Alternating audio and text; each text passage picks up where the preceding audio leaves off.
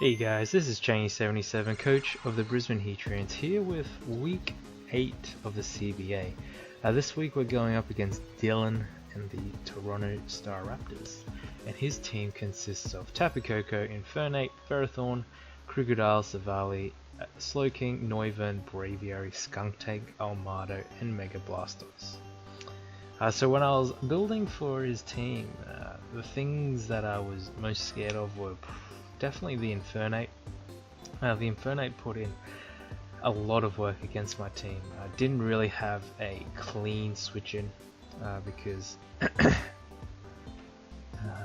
a lot of things took huge damage from Flare Blitz, and you know, if I did run Flash Fire Arcanine, it could hit me really hard with close combat.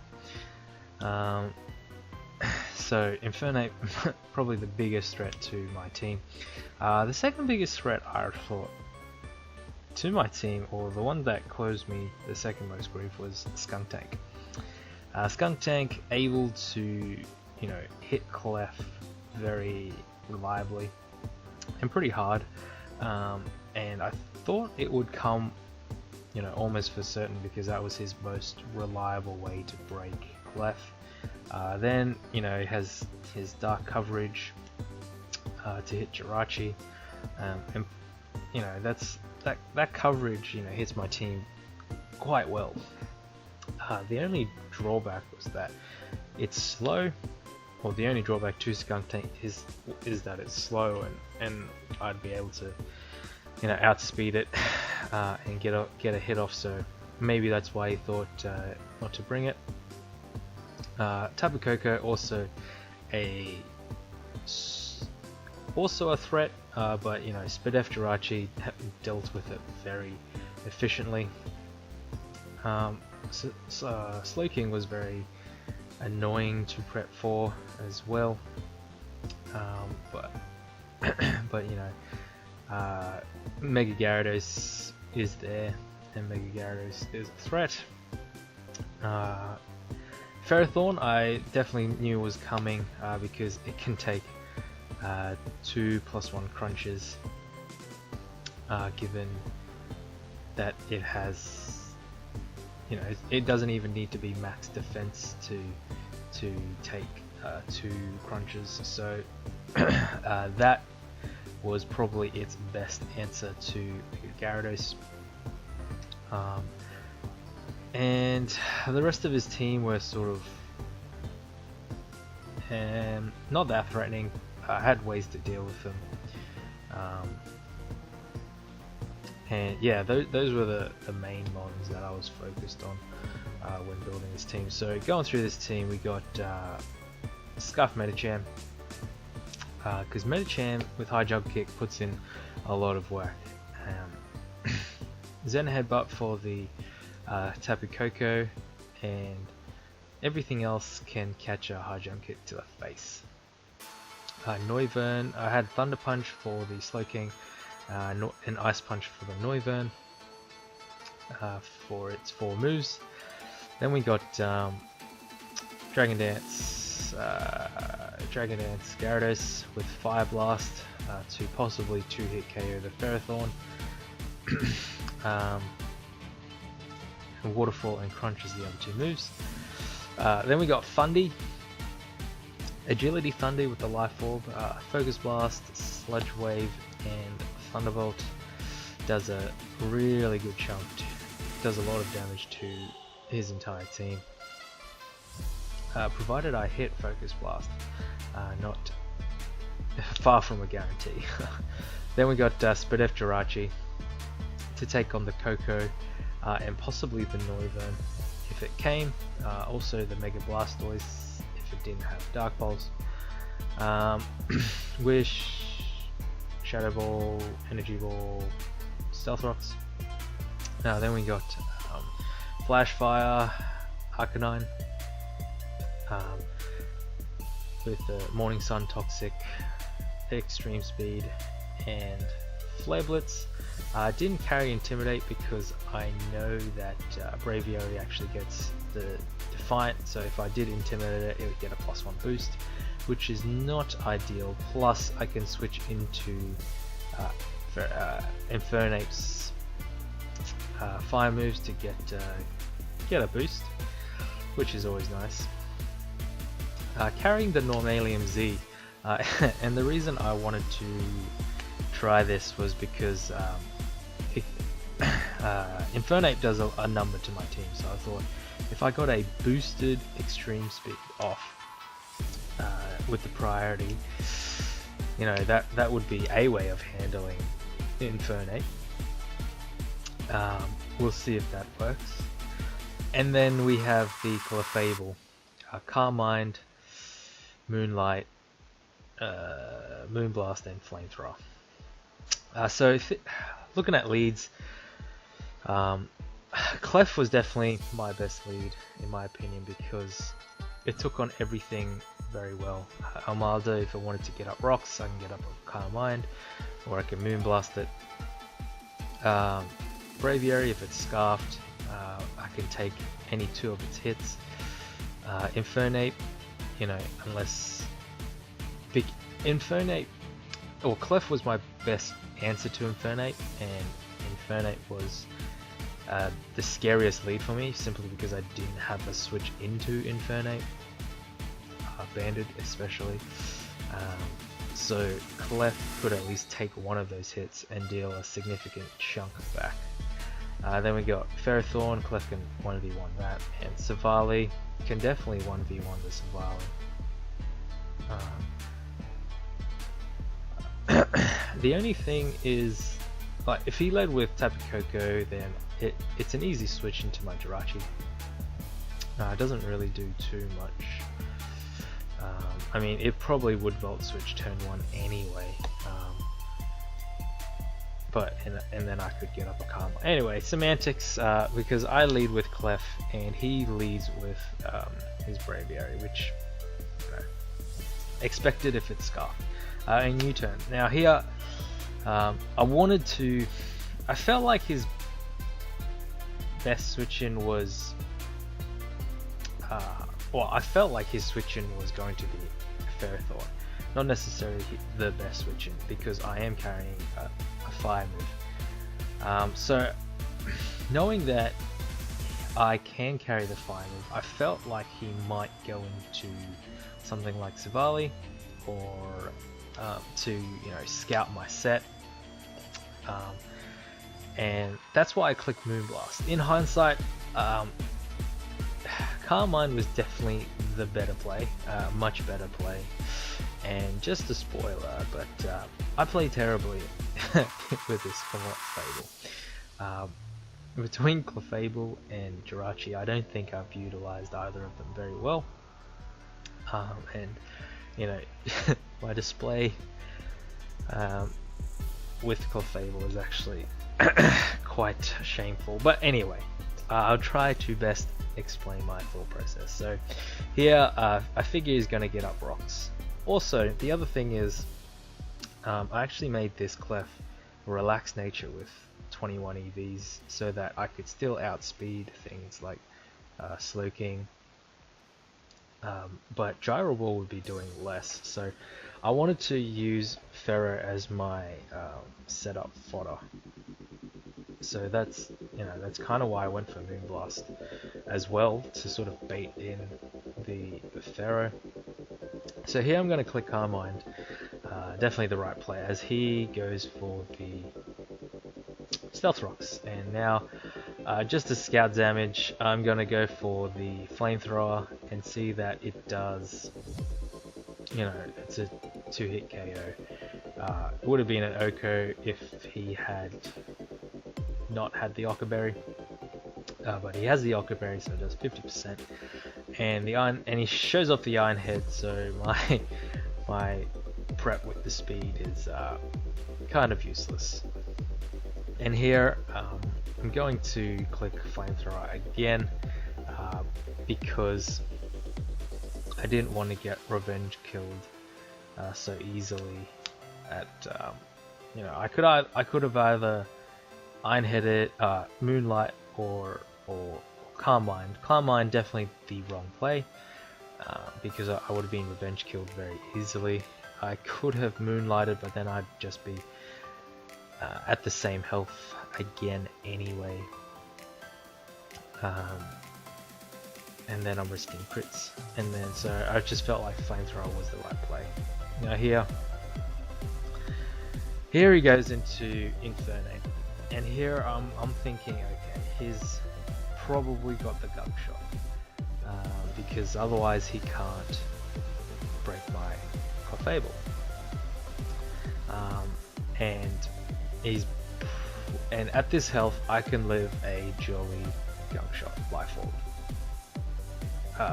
But I'm thinking he probably has the Poisonium Z so that he could guarantee hit my Clefable.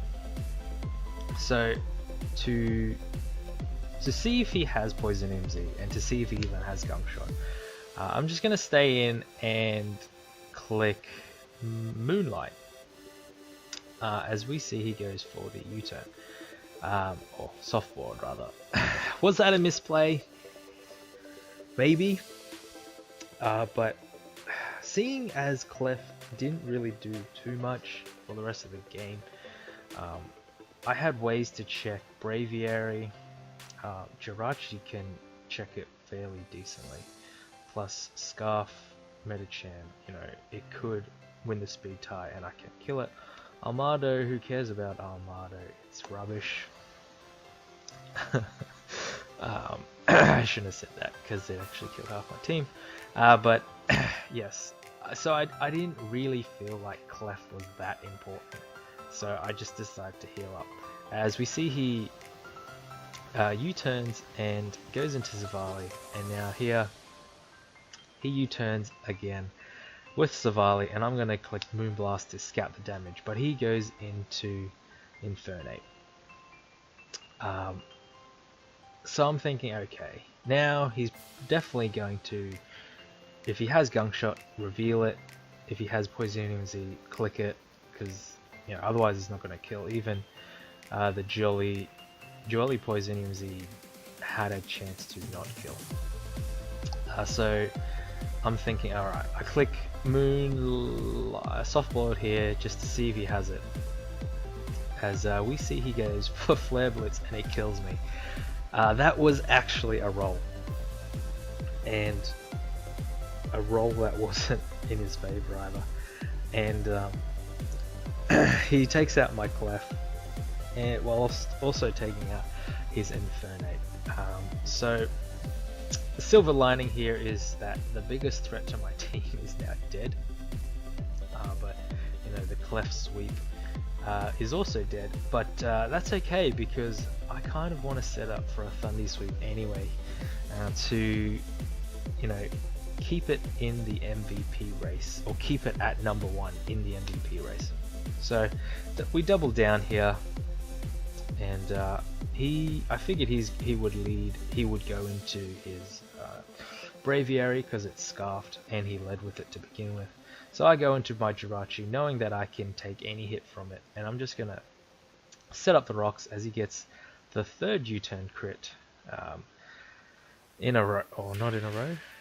I know, three U-turn crits in a row. Yeah. Now I'm just gonna go into Arcanine because once again, because Arcanine is kind of useless. It was here to take a Flare Blitz or take a Fire move from the Arcanine, and also to pressure the Ferrothorn. Both of those things are dead. So I went into Arcanine because I didn't know what this thing wanted to do. So he T-Waves me, which is okay, but then he reveals the Rain Dance, and I click Toxic just once again because I figured he's going to switch.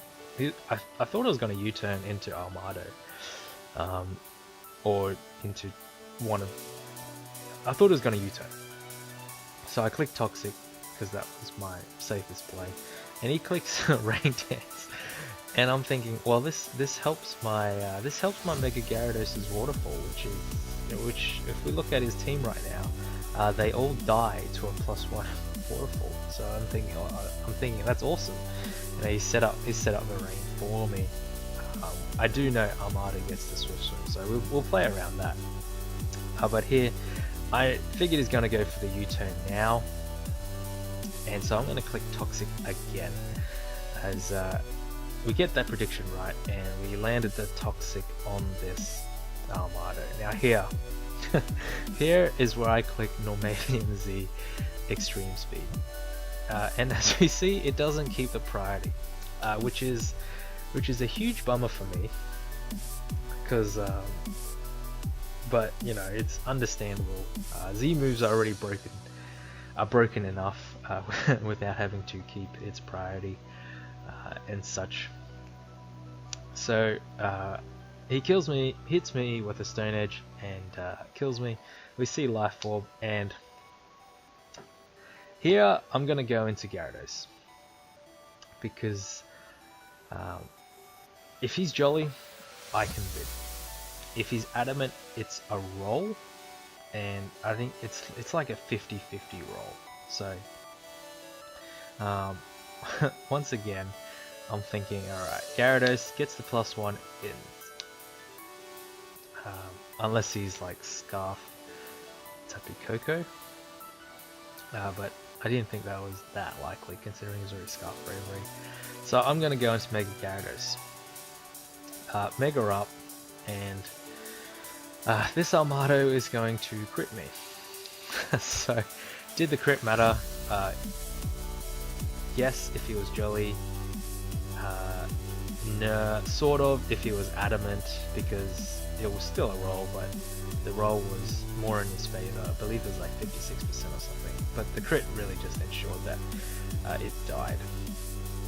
So the crit made me sad, and forces me to go into Medicham. Now I didn't go Medicham as well because I didn't want to reveal Scarf yet, and I thought I would play odds with the Gyarados anyway. So here, just going to go into Medicham and click Zen Headbutt, and take out this, take out the Armado.